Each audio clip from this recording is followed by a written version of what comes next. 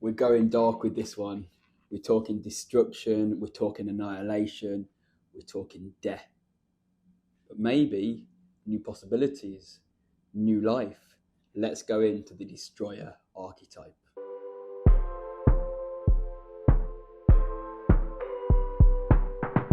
I know someone who lives in the shadow of their destroyer archetype. They hold on to their pain because it's too hard to process.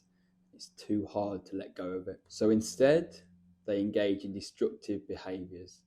They drink, they take drugs, they're abusive to others. It's all fueled by their pain and their inability to envision a new way of being. If this has shades of you or someone you know, then stick around for this video. I'm Jay, and over the last 4 years, I've been on a healing journey. As a child and a teenager, I suffered daily from a chronic illness. My dad suffered with alcohol problems, and at 18 years of age, my dad suddenly died, and it left me with a lot of trauma to wade through. My healing journey has involved therapy, meditation, journaling, plant medicine ceremonies, and healing retreats. And I'm currently studying to be a Jungian life coach so that I can use my 4 years of experience and my healing journey, but also use the wisdom and the inspiration of the great Carl Jung to help others live their best life. Today, I want you to destroy and let go of anything that insults your soul as we go deeper into the destroyer archetype. The destroyer archetype is also known as the rebel archetype or the revolutionary archetype. Today we're going to cover what the destroyer archetype is, its strengths and weaknesses, brands and characters that embody the destroyer archetype, and how we can evolve and mature to use the destroyer archetype as a force for good.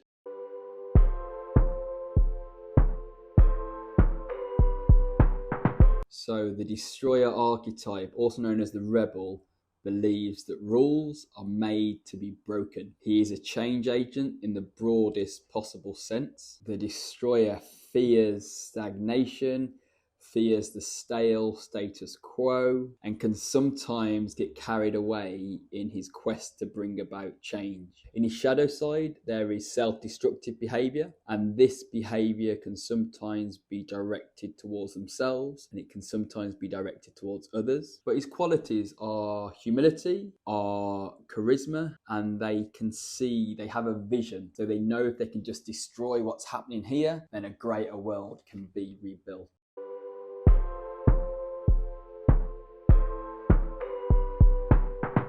Moving on to the destroyer's strength, as we just mentioned, the destroyer is at their best when they're channeling the energy of the Hindu god Shiva, so they're destroying things because they know a new and greater world is possible if they can just let go of the old. And so they can be characterized with non-conformity, independence, rebellion, and revolution. They can see a new way of being if we can just move beyond the status quo. Within an individual, this destroying might look like destroying patterns of behavior that no longer serve them.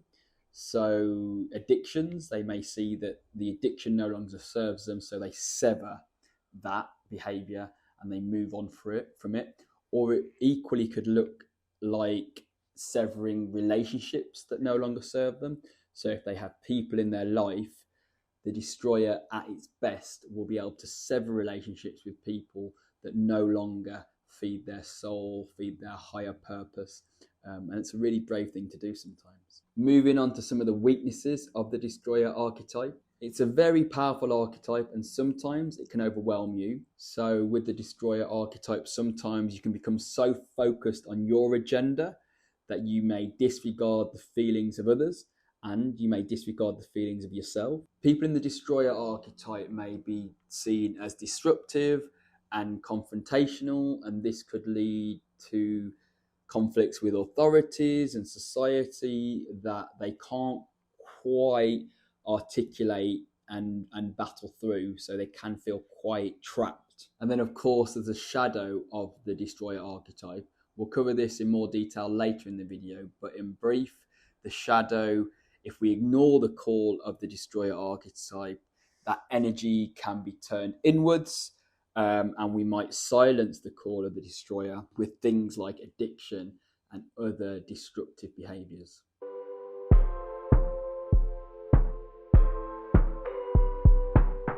Next, we're going to be talking about some well-known destroyer archetypes and how the destroyer archetype has been shown throughout different cultures, civilizations, and characters. So first off, some characters and people from history.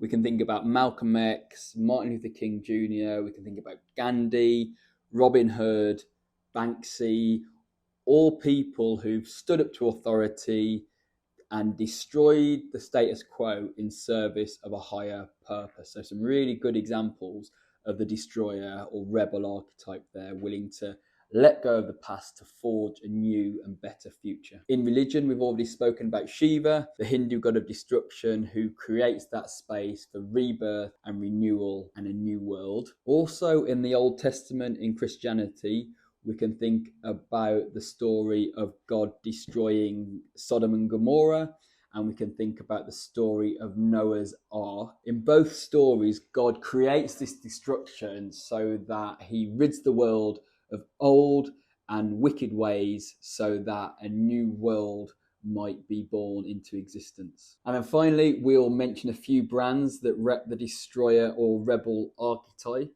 So number one, obviously we have Apple, the biggest company in the world, always trying to move beyond the status quo. But we also see it in brands like Virgin, Red Bull, Patagonia, and these companies, they set themselves apart, away from the norm, away from the status quo, and they inspire lasting change and big impact on the world.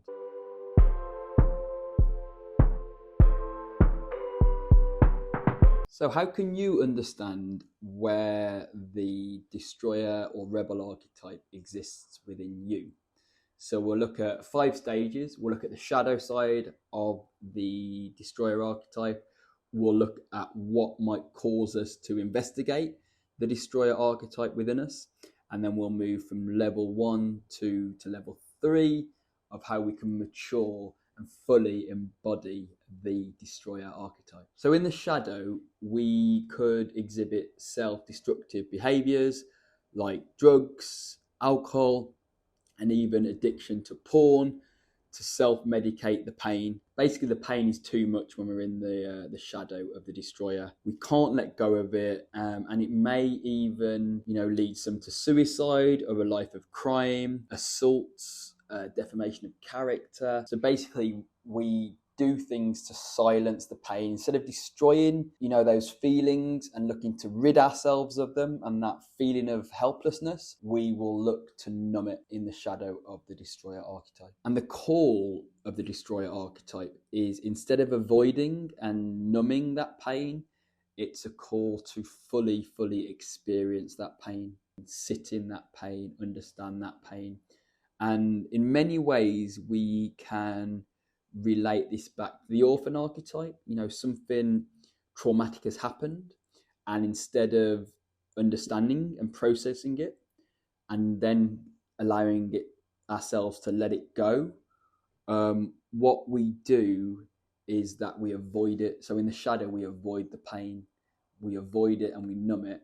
And the call really is to re-experience that pain, process it, and ultimately let it go, destroy it, get it out of us. So that's the call. And then at level 1, what we do is we listen to that call, and then we grapple with that pain. We grapple with death, our own mortality, and all the pain. We're confused, we're lost, but we're starting to understand that there could be meaning in the pain we've suffered. We're understanding that the pain causes a lack of self-love, and we start to understand that void needs to be understood. And so at level 2, we begin to accept what we've been through, we accept the powerlessness we've experienced, and we begin to accept ourselves, and this brings us a sense of peace when we can start to let go of those bad behaviors, let go of the pain, let go of relationships that don't serve us. And that's essentially level 3, is a little spoiler there. We let go of things. We let go of people. We let go of ways of thinking that no longer serve our higher purpose and our higher values. But to get to that point, we had to, in levels 1 and 2, go into the pain to really understand it, and so we could let it go and let other things go that don't serve our higher purpose and higher value. And so when we're at our peak of the destroyer, what we do is we have clear boundaries with ourselves and with others. We know what's good for us and we know what we can let go of. And this inside us allows us to then, once we've had that battle internally, we can then look to, try and support our families to let go of certain behaviors and ways of being that don't serve us. And then ultimately, like the likes of Malcolm X and Martin Luther King, we can look at a grander scale at society, in our communities, and we can help our communities move beyond the status quo and go towards a better world by letting go of things that no longer serve the greater good.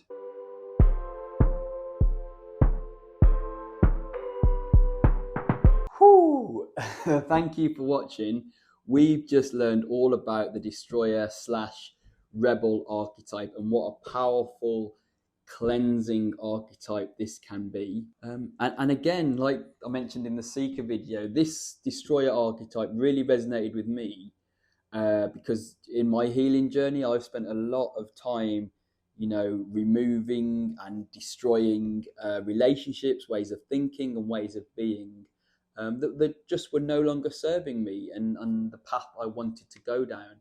And so, letting go is a very, very powerful thing if we can find the space and energy to do that. So what did we cover? We covered what the destroyer archetype is. We covered its strengths and weaknesses. We looked at characters and people from history and stories from the Bible that have embodied the destroyer archetype. And then we spoke about how we can understand the shadow of the archetype and move through the levels of maturity to live a more fulfilling life. And so, as always, there's action you can take to better understand your destroyer archetype.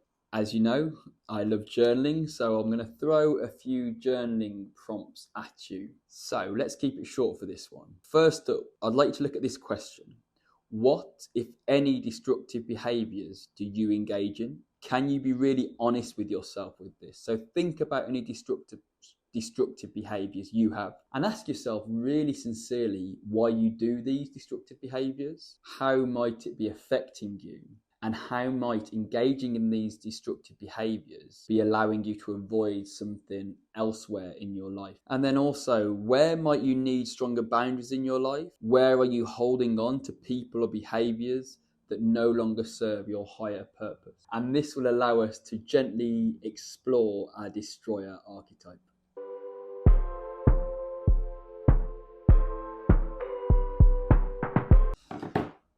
And with that, thank you for watching, and as always, I'm going to say it, stay young.